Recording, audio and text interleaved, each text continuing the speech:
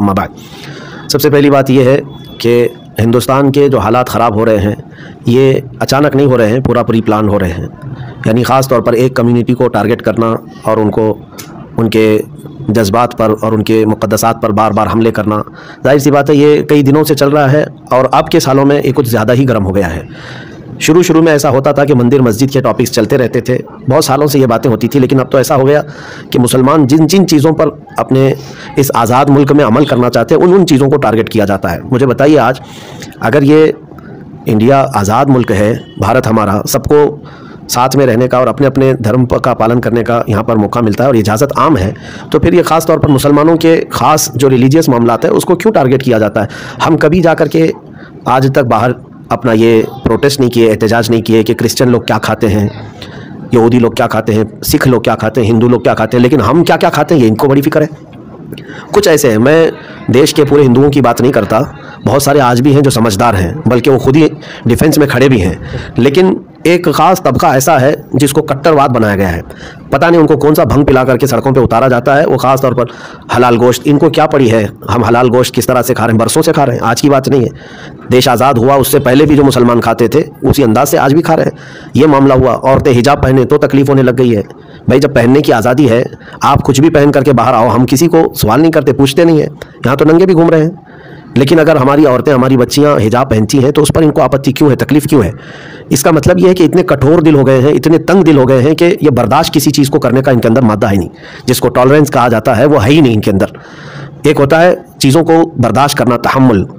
कभी कभार ऐसा होता है कि मेरी मर्ज़ी की चीज़ें नहीं होती हैं, लेकिन मैं अपनी मर्ज़ी सब पर थोपना नहीं चाहता कि जो चीज़ मेरी पसंद की वो अगर मिल रही है तो ठीक है, लेकिन दूसरे को आज़ादी है वो अपनी पसंद का जो करना चाहे करे।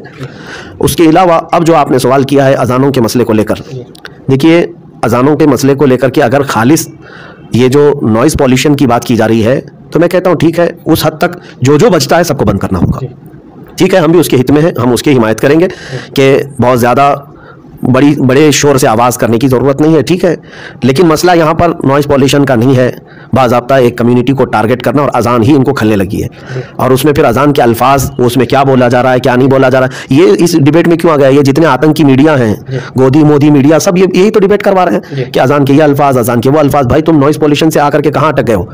और रही बात, अब इसी से समझ में आ रहा है कि इनको मसला लाउड स्पीकर का नहीं है, कि इसके खिलाफ अगर कोई ये कहता है कि अगर तुम लोग अजान लाउड स्पीकर पर बजाओगे तो हम मस्जिदों के बाहर हनुमान चालीसा करेंगे, और ये जितने कागज़ी शेर हैं ये कपड़े के शेर हैं जो इस तरह के भोंकते हैं, और इनका मौसम में शेर बनने का शौक़ होता है और बदलते भी रहते हैं। अब मैं आपको बताऊं, जिन लोगों ने भी कहा और जिसको भी इस तरह की तकलीफ है अजान से, मैं दावत देता हूं, आ जाओ भाई हमारी मस्जिदों के बाहर, हनुमान चालीसा तुम्हें करना है, आओ करो, 5 वक्त आओ, 5 वक्त हमारी अजान होगी, तुम बाहर आकर के जो करना है करते रहो। लेकिन एक बात मैं कहूँगा, इंशाअल्लाह ये जो बजाने वाले चंद दिन तक अजान सुनेंगे तो वो भी अल्लाहु अकबर ही कहेंगे इंशाअल्लाह। इंशाअल्लाह अजान में वो तासीर है कि पागल सही हो जाते हैं, जिन्नात भाग जाते हैं, शैतान भाग जाता है। तो ये भी जो शैतान अभी इनके अंदर हरकत कर रहा है, चंद दिन आने दो, 40 दिन आने दो। हाँ, मैं इस चीज़ को नहीं रोकूंगा, आपको मस्जिद के बाहर आकर के जैसा करना है, लेकिन साथ में अजान भी सुन करके जाओ। 5 वक्त आने दो, देखते हैं कितनी पाबंदी से आएंगे। फजर के टाइम पे, जोहर के टाइम पे, असर के टाइम पे, मगरिब के टाइम पे, इशा के टाइम पे। इस्लाम के मुतालिक ये बात मैं बता दूं, ये शहादत गहे उल्फत में है कदम रखना। लोग आसान समझते हैं मुसलमान होना, हाँ इतना आसान भी नहीं है कि तुम आज जो है लोगों को भड़काने के लिए और राजनीति करने के लिए ये सब मुद्दों को उठा रहे हो। पाबंदी करना ये एक अलग कमाल की बात है। अल्हम्दुलिल्लाह मैंने इतने दिनों में आज भी बहुत सारे हिंदुओं से ये बात सुनी है, बड़े बड़े उनके पंडित भी हैं, वो भी कहते हैं हम बचपन से हमारे मस्जिद के करीब रहते हैं, अजानों को हम बचपन से सुनते आ रहे हैं। आज ही मैं एक बड़े उनके एक दानिशमंद हैं हिंदुओं के ही, उनसे ये बात सुन रहा था। वो कह रहे थे कि मैंने एक बार सफ़र में इथोपिया में 10 घंटे का उनका ट्रांजिट था, तो कह रहे थे कि मुझे थकान थी, घर पे फ़ोन भी बात नहीं कर सकता था उस वक्त, जो है एयरपोर्ट पे कहीं जाने का भी वो नहीं था, लेकिन कंटिन्यू मेरे उस वक्त एयरपोर्ट में जब थकान थी तो आवाज़ आ रही थी अल्लाहु अकबर एयरपोर्ट के करीब से। वो कहते हैं कि पूरी दुनिया के मुसलमान शायद उस अजान से उतना प्रभावित ना होते होंगे, उतना उनको सुकून ना मिला होगा जितना मुझे सुकून मिला था मेरे। तो वो ये बात कौन कह रहा है? एक गैर मुस्लिम है। ऐसा नहीं है कि इन लोगों को पसंद नहीं। भाई आपके भजन बजते हैं, हिंदुओं के भजन होते हैं, और उसके अलावा गुरुद्वारे में जो है वो लोग अपने अपने हाँ संगीत गाते हैं। इसके अलावा क्रिश्चियन लोग भी अपने चर्च में जो भी उनका हफ्तावारी होता है, लेकिन किसी ने आज तक एक दूसरे पर इस तरह इस आवाज़ को लेकर के वो नहीं किया। हिंदुस्तान में तो ये सब चीज़ें चली रही थी, लेकिन अब कुल मिलाकर के ये समझ में आया कि ये जितने संघी हैं इनका दिल जो है चूंटी के दिल से भी छोटा है, कि ये किसी को बर्दाश्त नहीं कर पाते। यही तो बात है कि आज ज्ञानवापी मस्जिद के मसले में भाई पूरी सैकड़ों मंदिरें तुम्हारी हैं, वहाँ पर क्या कमी है?